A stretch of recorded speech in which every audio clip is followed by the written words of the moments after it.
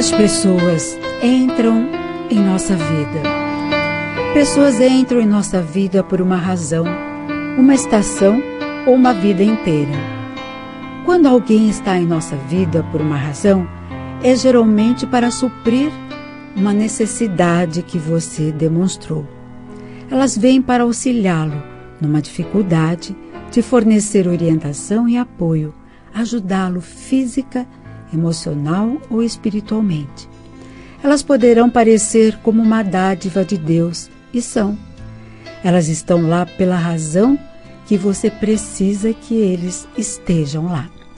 Então, sem nenhuma atitude errada de sua parte, ou em uma hora inconveniente, esta pessoa vai dizer ou fazer alguma coisa para levar essa relação ao fim. Às vezes, essas pessoas morrem. Às vezes, elas simplesmente se vão. E às vezes, elas agem e te forçam a tomar uma posição. O que devemos entender é que nossas necessidades foram atendidas, nossos desejos preenchidos e o trabalho delas feito. As orações foram atendidas e agora é tempo de ir.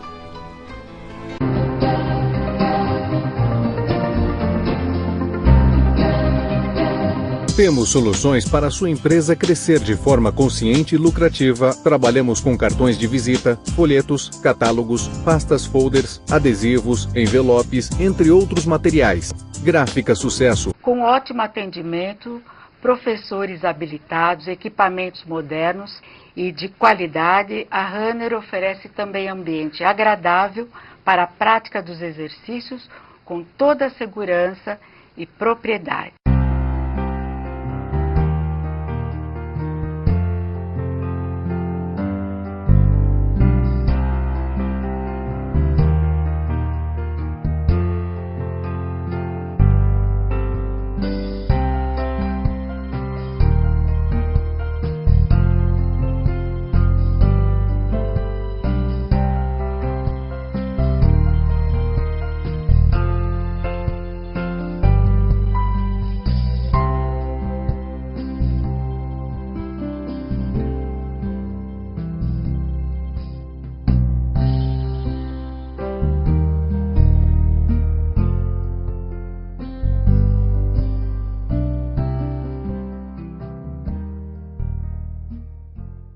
Vocês têm uma casa de idosos, né? Quantos idosos?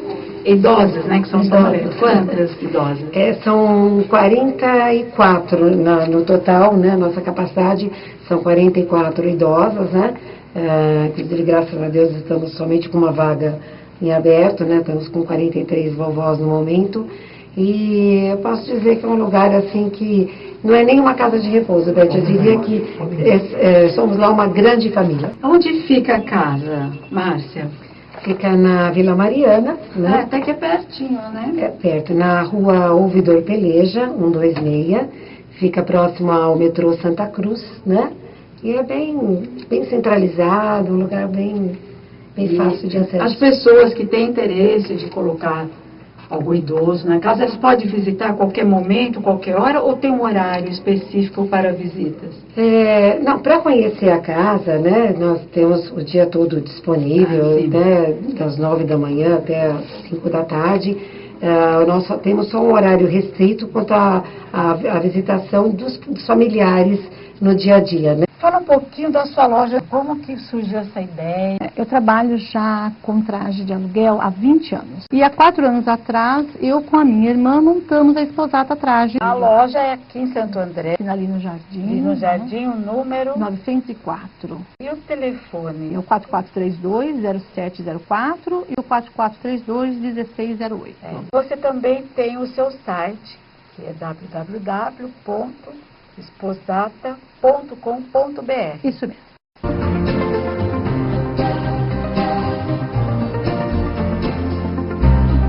Estou feliz de estar mais uma vez aqui com vocês, trocando as nossas ideias, nossas energias, claro, sempre fazendo novos amigos.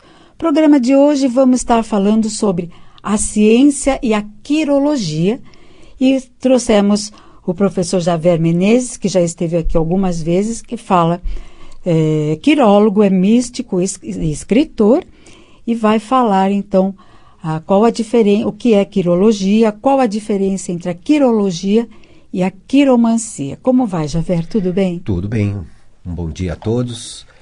Eu venho novamente na Rádio Mundial tentar mostrar para vocês a diferença realmente da quirologia, que é uma ciência, e a diferença entre a mancia, que seria um capítulo dentro da quirologia, que trata da parte do desenvolvimento mediúnico, quando o indivíduo ele faz a leitura mediúnica. Muitas vezes é vista como adivinhação, e onde a quirologia é ciência, onde se estuda todas as características da mão, unhas, dedos, palma e dorso da mão, e as linhas das mãos, os montes, enquanto que a quirologia, a quiromancia, estaria só utilizando um canal para que o indivíduo fale sobre a vida da pessoa mediunicamente. Então, a quirologia baseia-se na interpretação de toda uma série de sinais contidos em ambas as mãos, tanto na esquerda quanto na direita, com o objetivo de adquirir conhecimento. É baseada numa série de características, formatos, linhas, protuberâncias das mãos.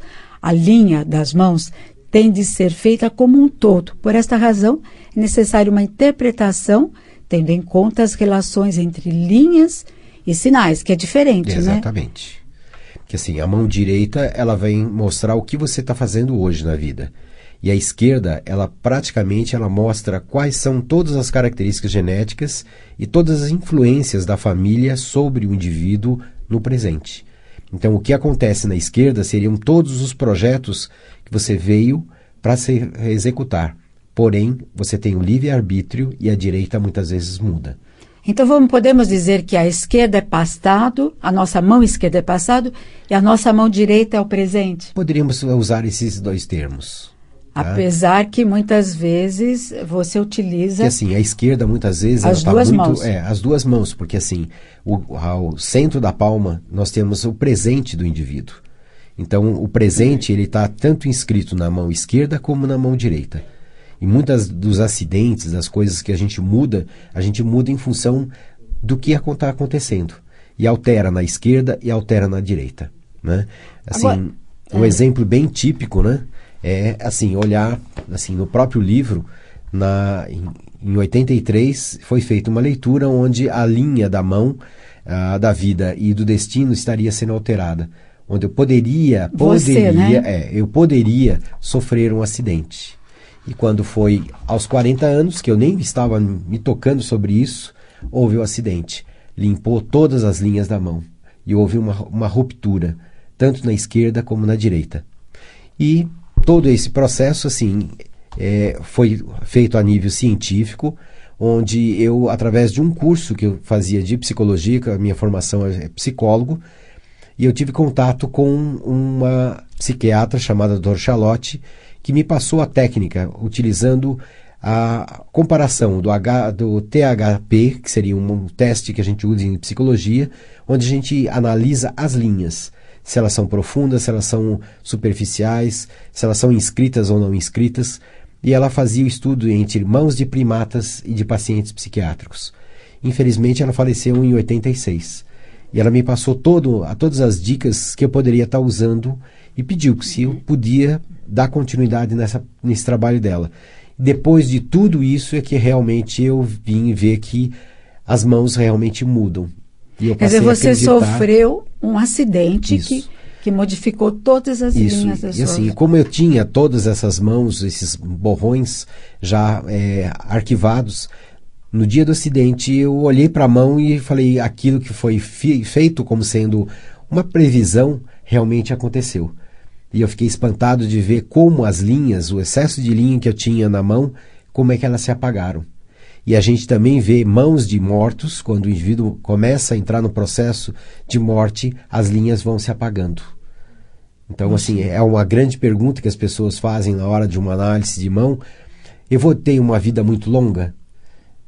que a minha linha tal está pagando. Não, não é só uma linha, é um conjunto de linhas. Se você não tem mais objetivos, se você não está pensando em desenvolver seus objetivos, a sua linha de vida começa a apagar. Se as suas emoções também não começam, não tem mais sentido de viver emoções, amor, carinho, a sua linha também vai apagando.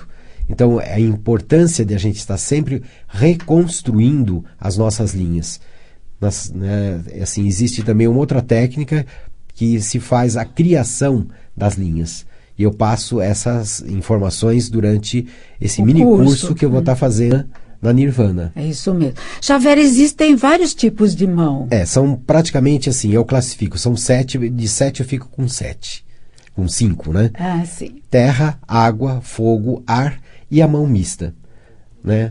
Cada característica de mão, por exemplo, existem 2 que são quadradas. A ar, a palma é quadradinha e os dedos são longos. É a mão ar, da pessoa que vem para trabalhar com a parte intelectual. A mão outra quadradinha, com dedos curtos, parece bananinhas. É a mão terra, é a mão do trabalhador, do operário, daquele indivíduo que veio para labutar o trabalho para as pessoas. E as outras 2 são retangulares, com os dedos tortos, como a minha, mão fogo. É o indivíduo que vem para mexer, trabalhar, ele está sempre ativo. A minha também é fogo, sua você também. falou, né? E a gente encontra um grande número de pessoas com mão fogo trabalhando. É muito difícil da outra, que seria a quarta mão, que seria a mão retangular também, os dedos são compridos, porém existem muitas linhas na mão. Eu chamo de a linha do cuecão. É aquele indivíduo que fica em casa para tomar conta do pai e da mãe, e a vida passa e ele começa, tanto homem como mulher, adia os seus relacionamentos, os seus compromissos. Os irmãos casam, saem de casa e ele continua dentro de casa tomando conta do pai e da mãe. Ou é elegido, né, pela família aquele indivíduo sem saber que ele tem aquelas características da mão água. É um indivíduo sensível demais, ele chora demais, ele ajuda demais. É um indivíduo que ele se prende para ajudar os outros e ele nunca realiza as coisas da vida dele. São mãos de enfermeiras, de alguns médicos que se dedicam à prática de cuidar das pessoas. Madre Teresa de Calcutá tinha a mão água. Né? Diferente, por exemplo, de Chico Xavier, que a mão dele é fogo. Ele veio para comunicar, ele veio para fazer ação, transmitir tudo aquilo que a espiritualidade passava a ele. E a mão mista é aquela que tem todas as componentes de todas as mãos, das 4 mãos. Tem dedos tortos, a mão, na hora que você olha para a palma, você fica em dúvida. Ela é quadrada ou retangular? Os dedos são curtos ou compridos? Ele tem comprido, curto e torto. Então, dentro disso, você faz uma análise utilizando as 5 características das mãos. E muitas vezes o dorso da mão também ele pode mudar. Você pode olhar uma mão que ela é retangular e retangular. Então eu sou fogo dos 2 lados, eu não escondo quem eu sou. E muitas vezes você pode encontrar uma mão fogo e o dorso quadrado. Em função de muitas situações que o indivíduo passa na vida, a mão fogo, por exemplo, é uma pessoa muito dada, ela ajuda demais as pessoas. E por sofrer demais pelo sentimento, que assim, a mão que a gente vem, a linha que a gente vem trabalhar para evoluir, cada mão tem uma linha para ser evoluída. Fogo vem para trabalhar com a linha da emoção. A linha da emoção, do amor, do carinho, é a mão que ele vem para aprender. Muitas vezes ele ama demais e ele não recebe o mesmo tipo de amor. E em função disso ele tem que se defender. Então ele se esconde um pouco, se protege, vamos dizer. Ele faz uma máscara onde a mão dele fica quadradinha do lado de fora. Puxa, então ele fica intelectualizado demais, racional demais, porém o interior dele é fogo, ele é frágil demais, ele queima. É por emoção, né? Ele queima, ele é emoção, então ele tem que aprender a se ter esse autocontrole. Muito bom. Xavier, nós olhando nas mãos, todos nós agora falando nós olhamos para nossas mãos. Tem muitas linhas, mas tem linhas que são as principais. Certo. Então nós temos assim, a linha que nasce debaixo de Mercúrio, que é qual que é o dedo do Mercúrio? Mercúrio é o dedinho. O dedinho. Tá? Ela nasce e corre até debaixo de Júpiter e Saturno, indicador ou médio. Muitas vezes, em alguns livros antigos, dizia-se que essa linha nascia entre os 2 dedos, indicadores e Saturno, e terminava em Mercúrio. Hoje a gente consegue ver que dentro da embriologia, essa linha ela nasce realmente em Mercúrio, debaixo do dedo. A minha, todas as análises que eu fiz, de todas as mãos, ela terminava debaixo dos 2 dedos, de indicador de Saturno. Aham. Hoje ela faz esse movimento. Ela termina debaixo do dedo de Júpiter caindo, que é o amor incondicional. Eu amo todas as pessoas incondicionalmente. É o indicativo. É o indicador. Indicativo. É o indicador. É o indicador, isso. A linha de cabeça, ela nasce debaixo de Júpiter. Então, debaixo essa do linha é a monte. linha do... Essa linha do coração. A Do primeira coração. linha é a linha de coração. Tá. A linha de cabeça, ela nasce debaixo do dedo de Júpiter, dedo de indicador, bem aqui na divisão do monte dela, e desce em sentido ao monte da Lua ou monte de Marte. Em seguida, junto a ela, nós temos a linha de vida, que contorna toda a parte gordinha do polegar, que é a parte de Vênus. Então, essa linha Essa daqui, né? é a linha, isso, Essa. é a linha de vida. Uhum. E uma outra linha que sai do meio do punho e vai para debaixo do dedo de Júpiter é a linha do destino. Esta. E muitas vezes as pessoas falam assim, eu tenho um M na mão. Você tem linha de coração, linha de cabeça e linha de vida. Então ela vai formar um desenho e a linha de destino que fecha a outra parte do dedo do M. Então é normal você ter uma mão que tem o M. Se você tem um M, é o normal que você tenha as linhas presentes. E depois nós temos as linhas hepáticas, a linha de dinheiro, de comunicação, de sucesso, a linha de relacionamento, a linha de filhos, traços, anéis de Saturno, né? E outros traços que você vai encontrando no próprio polegar, na parte gordinha, que são todos os relacionamentos que você vai ter. E aí temos os acidentes, ilhas, traços, triângulos, também, nós temos também? cruz, quadrados, janelinhas, tem uma série de características que a gente vai estar fazendo a interpretação aonde ela se aparece, onde ela se apresenta e como a gente pode trabalhar com isso. E quando a linha, por exemplo, na minha mão, minha linha chega até depois ela parece que é um corte aqui, existe um corte? Esse corte que você está interpretando é a que sai do dedo sim. da linha que a Beth está perguntando, ela sai do monte da Lua e corta para debaixo do dedo de Mercúrio. Essa é a linha de dinheiro. Né? Sim. Linha de mediunidade, que muitas vezes as pessoas querem perguntam, saber. Né? É essa linha que vem aqui. Parece um corte na mão. Né? Aparece nos 2 lados. É esta linha aqui? Quando um médium é médium de incorporação, vidência, audiência, o médium completo, ela tem esse tipo de característica aqui. Parece que foi cortado com gilete à mão. Não queiram ter esse tipo de linha, tá? E relacionamentos você vai tendo durante linhas que vão aparecer e vão sumir na mão esquerda e na mão direita. Ela aparece primeiramente quando você está se relacionando com alguém na mão esquerda, ela vem para a mão direita. Se ela sumir da mão direita, ela some também na mão esquerda. São pessoas que você tem praticamente, né? Contatos por algum motivo de vidas passadas, você veio para religar com essa pessoa. E se religar é conscientizar, acertar contas, ajudar e ter uma situação de harmonia com essa pessoa. Nunca tentar ter desarmonia, senão você vai voltar novamente. Quer dizer, pessoas que entram na nossa vida e permanecem, outras entram e desaparecem. Que assim, é o ciclo de amizades. Você consegue uma amizade, ela aparece na mão. Você tem um tipo de relacionamento, vai aparecer na mão esquerda. Da esquerda ela vai para a direita. Ela se fixa durante alguns meses, durante alguns anos. Quando esse relacionamento começa a perder o valor, perder as características de comprimento, ela vai apagando. Ela vai apagando, some da direita e some da esquerda. Aonde também. aparece aqui? Você vem com linhas que saem do dedão e correm para a linha, no meio da linha. Né? Nós temos essa linha aqui, onde ela vai correndo. E ela está apagando, que é a linha de relacionamento. Se é um casamento, a linha de casamento ela vai apagando com o passar do tempo.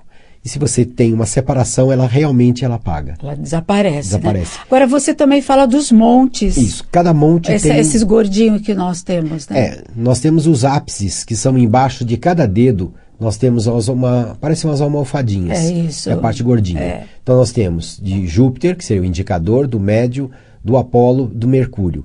Logo abaixo do Mercúrio, nós temos uma outra, entre a linha de coração e linha de cabeça, nós temos um outro, que é o Marte negativo. Aqui embaixo, nessa parte, é a Lua. Do lado de cá nós temos Vênus, debaixo de Júpiter. Esse meião que formou aqui é o monte de Marte, o planeta Marte, que a gente vive todas as nossas situações. E aqui nesse cantinho, nós temos entre Júpiter e Vênus, nós temos o Marte positivo. É onde tem todo o lado agressivo da sexualidade, de tudo aquilo que a gente faz. E no meio é onde resume toda a história da vida do indivíduo, está contido na planície de Marte. Toda a situação de vida. Relacionamentos e filhos nós temos debaixo de Mercúrio. O primeiro traço é até os 33 anos, o segundo traço de 33 até o final da vida. E os tracinhos que vão subindo ou descendo é número de filhos, abortos, menino ou menina e abortos espontâneos. Até para saber o sexo dá para saber. E quando existe traição, a gente consegue ver também na linha de relacionamento. Poxa, mas aí numa consulta você fala disso? Fica-se de saia justa quando vem marido e mulher, que se vê que um dos dois está fazendo o ato da traição. Muitas vezes isso tem que ficar na ética, né? Tem que ficar em sigilo, né? Se vem separado e se pergunta, tudo bem. Responde. Se não se pergunta, não se responde. Mas e meu tempo de vida?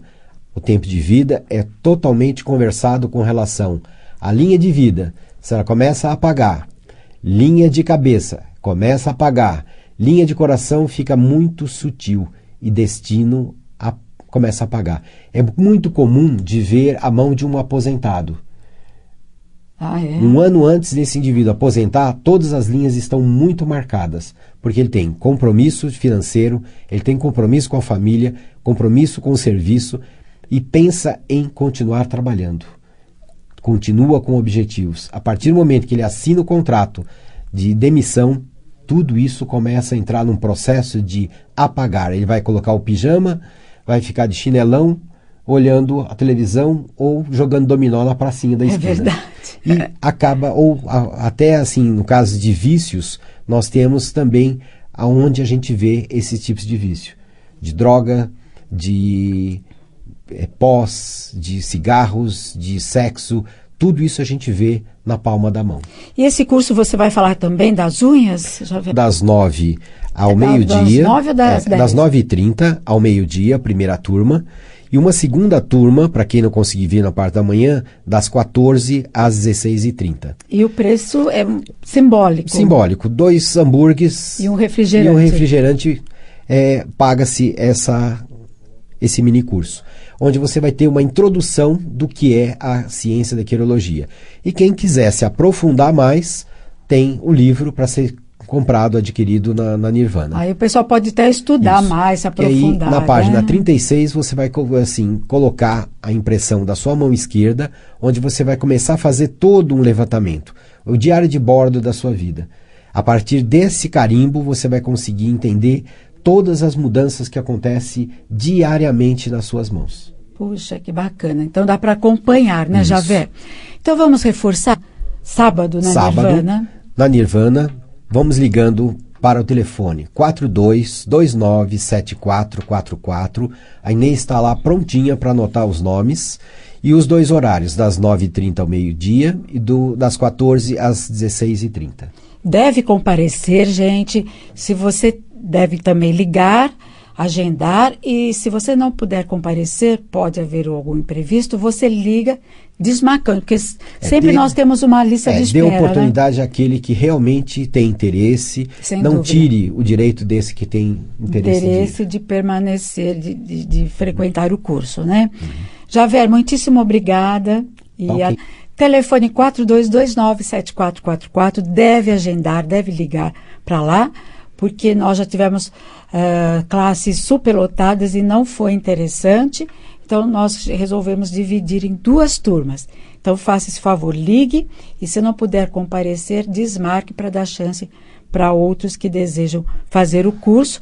O valor é simbólico, 2 hambúrgueres e um refrigerante, muito fácil para você poder participar e vai ter uma técnica à sua disposição. Aprender a corrigir linhas, dedos, uso de anéis, corte de unha e como melhorar o seu desempenho em todo o seu viver e sucessos. Muito bom. Até a próxima.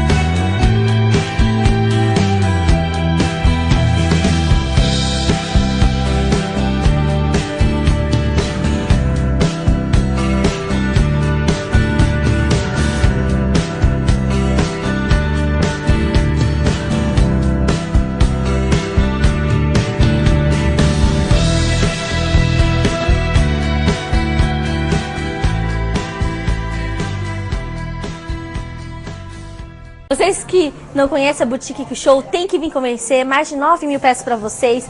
Nós temos 12 provadores, uma equipe totalmente preparada para consultoras de moda. E semanalmente chegam novidades. Nossa fanpage é Quick Show Moda, nosso Instagram é Quick Show Moda também. Temos desde da peça formal até informal, muitas variedades mesmo. A gente fica localizado aqui na rua Dr. Eduardo Monteiro, número 366, Jardim Bela Vista, Santo André.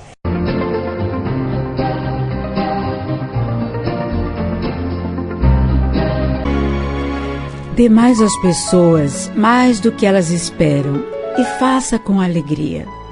Quando eu disser eu te amo, olhe as pessoas nos olhos. Nunca ria dos sonhos de outras pessoas. Ame profundamente e com paixão. Você pode até se machucar, mas é a única forma de viver a vida completamente. Quando você se deu conta que cometeu um erro, tome as atitudes necessárias. Abra seus braços para as mudanças, mas não abra mão dos seus valores. Reparta o seu conhecimento. É uma forma de alcançar a imortalidade. Melhor relacionamento é aquele em que o amor de um pelo outro é maior do que a necessidade de um pelo outro. Julgue seu sucesso pelas coisas que você teve de renunciar para conseguir. Lembre-se que seu caráter é o seu destino. A arte de escutar é como uma luz que dissipa a escuridão da ignorância. Se você quer transformar o mundo, experimente primeiro promover o seu aperfeiçoamento pessoal e realizar inovações no seu próprio interior. Ensinamentos de Dalai Lama. Vamos conversar com a doutora Maria Pereda, que já esteve algumas vezes aqui no nosso programa. Ela é pesquisadora, é cientista, é escritora e é formada em Química e doutorada em Farmacologia pela Unicamp e autora da série de livros de ficção científica, Mistério, Suspense e Ação. Por exemplo, O Sol Negro, O Retorno das Sociedades Secretas do Vril e O Sol Negro, A Cidade Secreta do Vril em Andamento. Como vai, doutora? Tudo bem? Tudo certo, Beth. Muito obrigada pelo convite. É um prazer estar aqui com vocês. E hoje vamos estar falando sobre a tecnologia dos OVNIs. Você pode até não acreditar em extraterrestres, mas saiba que existe muita gente no mundo que acredita com total convicção na existência de vida fora da Terra. É isso, né? Muito mais pessoas que acreditam do que as que não acreditam. Já tem um número de em torno de 40% da população mundial dizendo que ouviu ou acredita. E esse número está expandindo. Na verdade, acho que se fizerem uma nova avaliação, talvez já esteja em 50%. A tendência é aumentar por causa dos dados que estão aparecendo na mídia, as filmagens, tantas pessoas de referência, de qualidade, como astronautas, gente de primeiro escalão mundial, tipo o primeiro-ministro do Canadá, ministro da Defesa da Inglaterra, o Edgar Mitchell, que é um astronauta da Apollo 14, entre outros, afirmando categoricamente que tiveram contato e que eles sabem que o governo mundial também sabe disso. Poxa vida. Bom, a primeira pergunta. Objetos voadores estão registrados na história da humanidade. Afinal, eles são oriundos aqui da Terra mesmo ou vieram de outros lugares do universo? Então vamos para as evidências, né? Na história da humanidade, das civilizações mais antigas, como da antiga Suméria, do antigo Egito, você tem registros até da Mesoamérica, né? Dos astecas, você tem vários registros de naves voadoras, isso gravuras nas paredes. No templo de Sete I no Egito, que é o templo de Ábidos, é incrível a placa que está gravada no alto do templo de Ábidos, que é Abidos, é fácil encontrar na internet, Sete I, que é o faraó. Ele tem uma placa no alto, onde nitidamente tem uma gravura de helicóptero, naves voadoras, muito da onde até o George Lucas tirou a nave do Luke Skywalker no episódio 4 de Star Wars, Guerra nas Estrelas. Aquela nave voadora foi baseada na imagem do Templo de Ábidos, de Sete I. Tem várias naves ali. Então, a questão é, como é que aquelas naves, com aquele desenho, estão lá? Na verdade, Ramsés II fez uma reforma no Templo de Ábidos, e não se sabe por que aquela placa continuou lá, do Templo de Sete I. Então, ela destoa do todo, é uma placa original e com imagens de naves voadoras, tanto quanto em tantos outros mitos da antiguidade, como é o caso até, posterior a isso, na época já da Mesoamérica, dos astecas, com uma nave, com os seus objetos, um asteca mexendo com os pés em pedais, né, e com a mão em objetos como aparelhos diversos, e até como se fosse um leme, um guidão, alguma coisa assim, para poder estacionar e movimentar a nave. É incrível como até a posição em que ele está é uma posição como lembrando um foguete. Então nós temos registros históricos. Muitos, são milhares. Sobre OVNIs, né? Exato. E o conhecimento da tecnologia de naves voadoras foi também registrado em algum momento na nossa linha do tempo? Então, o mais interessante para nós é algo que a gente consegue associar como ciência moderna, né? Então, a partir do século XIX, esses registros existiram com pesquisadores, digamos, a grande maioria em projetos extraoficiais, porque tudo era escondido. Então, os mais relevantes foram feitos na região de Sonora, nos Estados Unidos, por um grupo que era chamado de NINSA Grupo, NY, de New York, né, porque os banqueiros nova-iorquinos estavam lá. Então, New York, MZA. Esse NINSA era um consórcio não oficial entre cientistas e pesquisadores alemães e cientistas e pesquisadores e banqueiros americanos, que desenvolveram num aeroclube, digamos, totalmente escondido, vários projetos de naves que pareciam até balões. Então, existem os desenhos de Robert Delshaw, que isso se pode encontrar na internet, os projetos de Delshaw, os desenhos que ele fez. E esses desenhos mostram motores que se chamam de motores magnéticos. Então o pessoal acha que são como se fossem hélices, né? Não são hélices, nitidamente são motores magnéticos, que esses motores magnéticos geram o que se chama de cinética eletrogravídica, ou seja, geram uma descarga de elétrons e prótons que gera o cancelamento da gravidade. E é o processo que se chama de diamagnético. Se torna magnético, cancela a gravidade e aquilo parece um balão subindo, quando na verdade não tinha gás adequado para subir, e sim eram os motores magnéticos que geravam esse processo de cancelamento da gravidade já no século XIX, começando em 1850 e pouco, são os desenhos, terminando até 1900. Então esse grupo depois evoluiu em consórcios e acordos entre americanos e alemães, que isso foi adentro na Primeira Guerra Mundial até antes e durante a Segunda Guerra Mundial, americanos e alemães juntos trabalhando nisso, extraoficialmente. Podemos dizer que a tecnologia também é baseada nessa energia que você já falou em uns programas passados, a energia vril. Isso, na verdade a parte mítica é essa, a energia vril, né? Ela vem o termo de vril-ya da antiga Suméria. Então, se a gente olha as tábuas sumérias, aquelas tábuas de barro, a gravação dos deuses sumerianos, aqueles que vinham do céu, depois Zacarias Sitchin chamou-os de Anunnaki, né? Aqueles que desceram do céu, é o termo Anunnaki. E esses Anunnaki, eles tinham uma estrela, chamada estrela de Shamash, que é uma estrela de raios.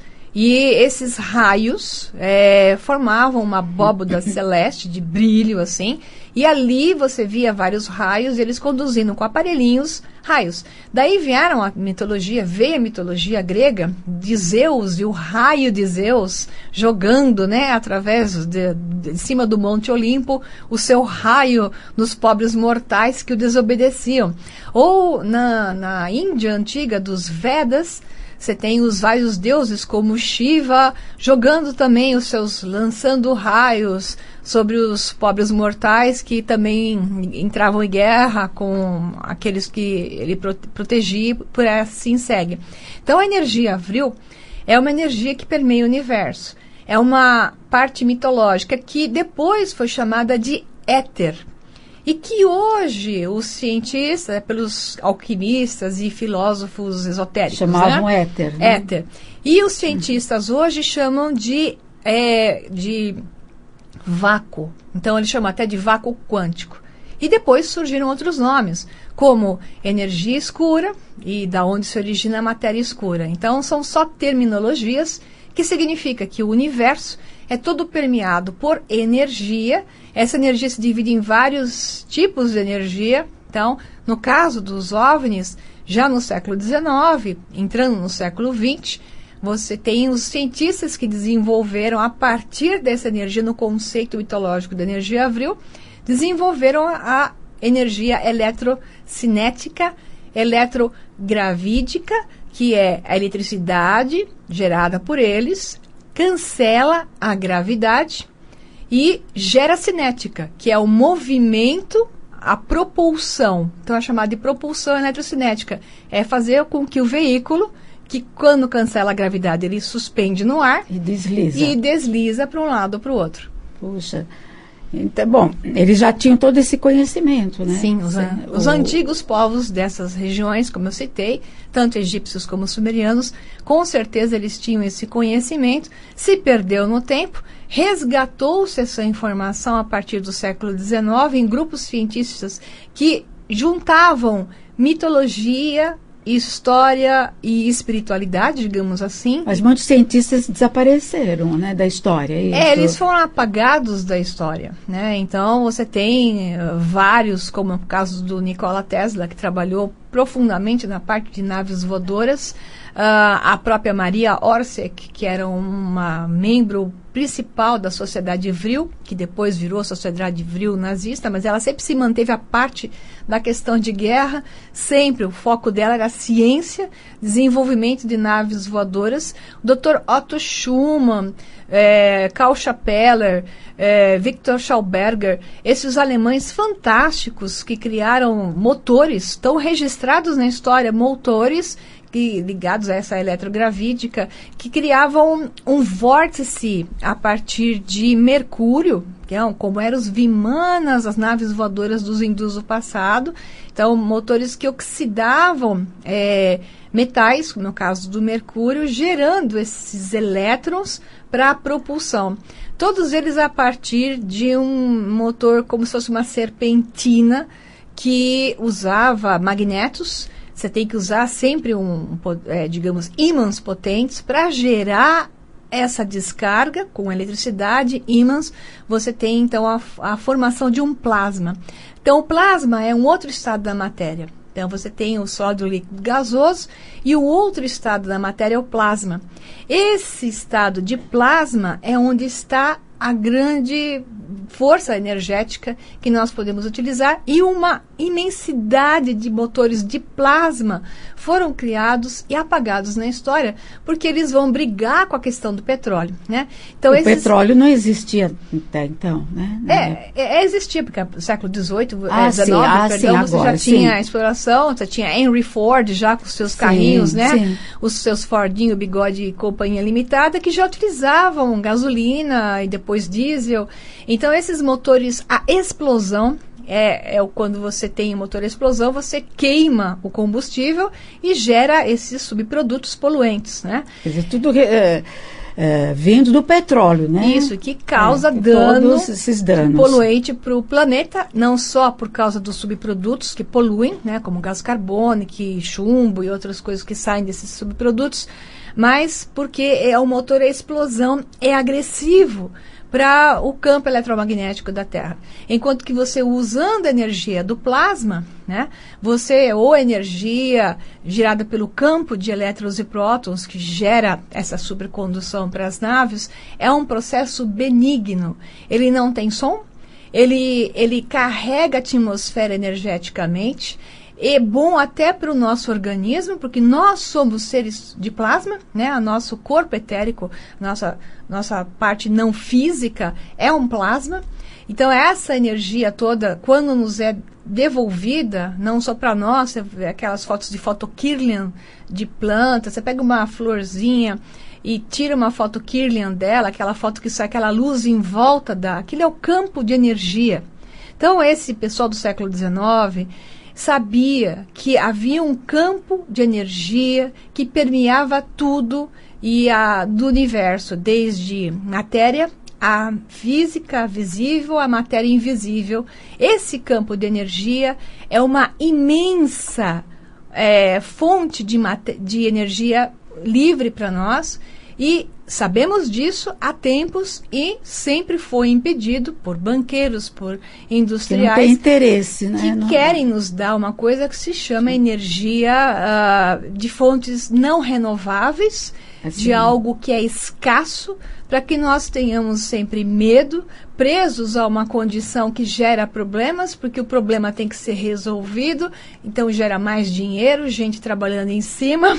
Então esses grupos geram problemas para depois vir com uma solução, e você tem que pagar pelo problema e tem que pagar pela solução, né? Enquanto que um processo de energia livre, energia de ponto zero, energia de plasma, é benigno, limpa o planeta, você gera ele uma vez, nunca mais precisa ficar, digamos, reativando, porque ele é inesgotável, ele não é escasso, ele é abundante, né? O que significa o Projeto Filadélfia? O Projeto Filadélfia é uma história fantástica, tem até o filme, né? Projeto Filadélfia. Em 1942, dando a informação, né, desses projetos de energia de plasma, né, teve um cientista muito famoso chamado Thomas Townsend Brown. Ele é famoso até certo ponto, dentro daqueles que sabem buscar essa informação, e ele criou, sim, um projeto, junto com outro físico chamado Bifield. Eles geraram um conceito chamado Bifield-Brown Effect, é o efeito de Bifield e Brown, onde um campo eletromagnético era gerado em torno de um disquinho, eram pratinhos que ele pendurava no laboratório. Esse campo eletromagnético gerado em torno desses disquinhos, esses pratinhos que ele suspendia no ar, gerava o cancelamento da gravidade, esses pratinhos voavam, né? Como se fossem disquinhos voadores sem motor, sem nada. Ele fez esses testes, tem foto, tem comprovação, tem a patente de Thomas Townsend Brown em cima disso. A patente existe, é fácil achar na internet, quer dizer, tudo isso é verdade, né? E aí, os americanos da Marinha... Tudo isso já está comprovado. Isso, né? é documentação científica. Os americanos da Marinha pegaram esse trabalho do Thomas Townsend Brown e aplicaram a um navio com marinheiros, né, acho que foi em Nova York, e eles colocaram o mesmo sistema de ativação de campo magnético no navio com os marinheiros presentes. Por quê? Eles queriam tornar um navio invisível aos radares inimigos, porque quando esses pratinhos do Thomas Townsend Brown, no seu laboratório, eram ativados nesse campo magnético, ele desaparecia da vista durante alguns segundos até que ele retornasse. Né? Isso, sumia. Que é o que acontece com os OVNIs, né? Quando as pessoas veem um OVNI, ele aparece e desaparece. Por quê? Porque é ativado esse campo magnético que cancela a gravidade e torna, dá propulsão. Só que nesse momento acende aquela famosa luz, que as pessoas falam, uma luz no céu brilhando, porque os OVNIs são tão brilhantes. Por causa desse campo magnético que se forma ao redor, que o tira da nossa vista. Aí os americanos pegaram esse navio e aplicaram esse campo magnético. De fato, o navio sumiu da visão, né? Sumiu das pessoas, ninguém mais viu o navio, só que ele foi transportado para um outro local, alguns quilômetros de distância. Quando o navio retornou, as pessoas, os marinheiros, estavam inseridos dentro da fuselagem, ou seja, a grande maioria morreu. Isso foi provado, não, isso não existiu, o Projeto Filadélfia é tudo, imagina, é ficção, para lá. Um professor nos anos 60, chamado John Hutchinson, acho que da Universidade da Califórnia, pegou o projeto do Thomas Townsend Brown, pegou as patentes do Thomas Townsend Brown, reproduziu em laboratório e mostrou que realmente ocorre o mesmo campo magnético que o Thomas Townsend Brown diz, acende toda aquela luz, aquela coisa fantástica, e quando o campo cessa, os objetos que estavam sobre o campo, tipo barras de metal, uma colher de aço, inserem-se um dentro do outro. Repetidamente ele fez os experimentos e repetidamente os objetos se inseriam um dentro do outro. Então, o John Hutchinson, professor, publicou esse trabalho e disse, se o Projeto Filadélfia é real ou não, não sei. Mas o que eu posso dizer é que a tecnologia de Thomas Townsend Brown, se aplicada em um navio com pessoas, teria gerado aquele efeito. Puxa, fantástico. Existem projetos secretos que utilizam a tecnologia da eletropropulsão? Sem dúvida, os americanos desenvolveram aquele avião triangular preto, chamado avião Stealth, que é o B-2 bombardeiro, até chamado de bombardeiro fantasma, que se esconde do radar inimigo, né? E esse bombardeiro triangular, que já não tem mais nem asa, ele é só um triângulo que voa no ar, muito estranho até, né? Porque ele não é mais aquilo que a gente chama de avião. Sim. Ele é invisível aos radares. Então, por que ele é invisível aos radares? Porque ele usa a tecnologia associada, exatamente como eu acabei de falar sobre o projeto do Thomas Townsend Brown, do Projeto Filadélfia. Ele usa parte dessa tecnologia, porque não conseguem dominá-la totalmente, senão o avião desaparece e pode acontecer esse problema que aconteceu no Projeto Filadélfia. Então, eles utilizam parte dessa tecnologia com parte de combustão. E quando eles ativam essa tecnologia de eletrocinética e eletrogravítica, ele fica invisível ao radar. Interessantemente, ao redor dele se forma uma nuvem mesmo. Nuvem branca, que é uma nuvem de prótons congelados, prótons e elétrons em volta do avião triangular. E aí tem várias fotos do Stealth, B-2 bombardeiro, fantasma, com a nuvem em volta dele. Daí vem aquela questão dos OVNIs que ficam nas nuvens, né? Então, fica claro para mim que a maioria desses OVNIs que são fotografados saindo de nuvens ou dentro de nuvens é exatamente a mesma tecnologia. Não é que eles entraram em nuvens, eles formaram as nuvens, porque essa nuvem é uma nuvem de prótons e um processo de congelamento em volta desse cinturão magnético que é formado ao redor, que é um torus, né, chamada toroide. E qual o futuro do petróleo, na sua opinião, né? Já que existe essa energia livre e que está tão secretamente escondida? Eu digo assim, que os donos do dinheiro, que são os donos do mundo, basta se perguntar quem está com o dinheiro no mundo, você vai saber quem são os donos do mundo. O pessoal me pergunta, quem são os donos do mundo? os que têm o dinheiro, né?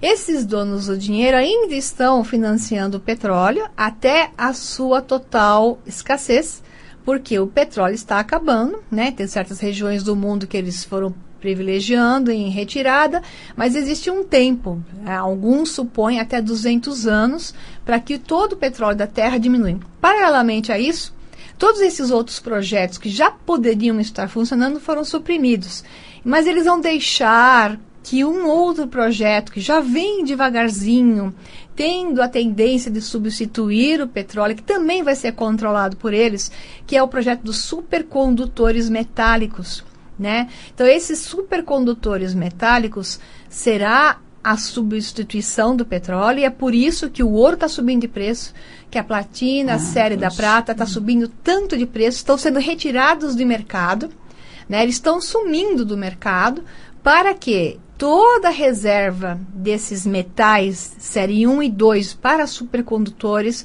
fiquem na reserva deles, para que então eles sejam os donos da energia seguinte que eles vão liberar, que é o processo de supercondução. Então, você vai ter que comprar sistemas para ativar a supercondução. Mas e a energia livre? Não vai ser um conceito aí livre? Não vamos usufruir dessa energia? Enquanto o sistema mundial for dominado pelos banqueiros e alguns grupos de famílias oligarcas, né, nós vamos ter a supressão. Isso vai ser um pequeno suspiro suprimido ou existente no meio de outras coisas que eles possam cobrar, porque energia livre seria o quê? Eles venderiam o quê? Um equipamento que depois acabou, mas a energia é livre. Onde põe o contador, né?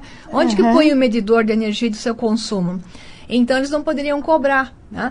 Então, para ter uma forma de poder cobrar, ou até a maneira que eles possam inventar uma forma de cobrar, o que eles estão jogando para frente agora são os supercondutores, as super baterias, os super transmissores, tal qual começa agora nos celulares, aquele carregamento, né, sem fio da bateria do celular. Então, esse processo engatinha para esse caminho que pode ser cobrado de você e vai ser cobrado bastante bem. Muitíssimo obrigada. Obrigada. Eu fiquei muito feliz de estar com você mais uma vez. Deixa um contato para a gente, por favor. Ok, quem quiser entrar em contato comigo, o ideal é a página do Facebook, que no Facebook é O Sol Negro Livro. Então, é a melhor forma de entrar em contato comigo e conhecer meu trabalho. E fazer perguntas, dúvidas que o pessoal tenha, né? Muitíssimo obrigada mais uma vez. Muito e eu obrigada. espero que você volte muitas vezes Muito aqui, prazer viu? para fazer isso, com certeza. Bom, gente, eu vou encerrando aqui com uma frase de Shakespeare que diz, é super conhecida, mas é muito atual, né? Há mais coisas entre o céu e a terra do que pode imaginar nossa vã filosofia. Gente, fiquem com Deus, uma maravilhosa semana. Eu estou aqui na Mundial todas as sextas-feiras às 10 horas da manhã e às segundas-feiras às 7h30. Fiquem com Deus e até a próxima.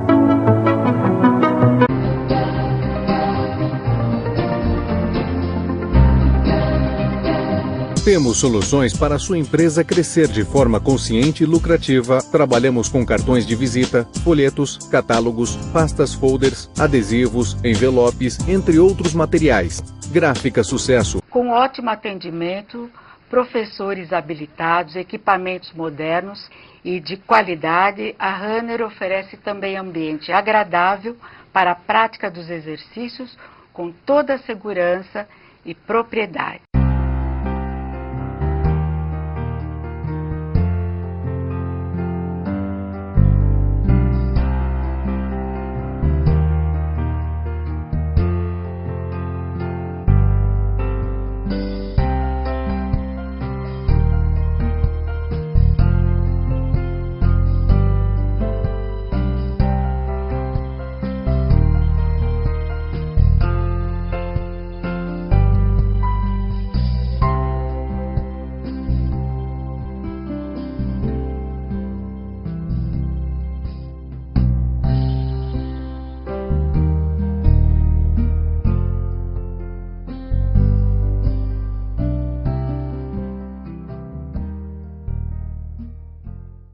Vocês têm uma casa de idosos, né? Quantos idosos? Idosas, né? Que são quantas idosas? São 44 no total, né? Nossa capacidade são 44 idosas, né? Inclusive, graças a Deus, estamos somente com uma vaga em aberto, né? Estamos com 43 vovós no momento. E eu posso dizer que é um lugar assim que não é nem uma casa de repouso, Beth. Eu diria que somos lá uma grande família. Onde fica a casa, Márcia? Fica na Vila Mariana, né? Até que é pertinho, né? É perto, na rua Ouvidor Peleja, 126. Fica próximo ao metrô Santa Cruz, né? E é bem centralizado, um lugar bem fácil de acesso. As pessoas que têm interesse de colocar algum idoso na casa, eles podem visitar a qualquer momento, qualquer hora, ou tem um horário específico para visitas? Não, para conhecer a casa, né, nós temos o dia todo disponível, né, das 9 da manhã até as 5 da tarde. Nós temos só um horário restrito quanto à visitação dos familiares no dia a dia, né? Fala um pouquinho da sua loja, como que surgiu essa ideia? Eu trabalho já com traje de aluguel há 20 anos. E há 4 anos atrás, eu com a minha irmã montamos a Esposata Traje. A loja é aqui em Santo André. Ali no Jardim. Ali no Jardim, o número? 904. E o telefone? É o 4432-0704 e o 4432-1608. Você também tem o seu site, que é www.esposata.com.br. Isso mesmo.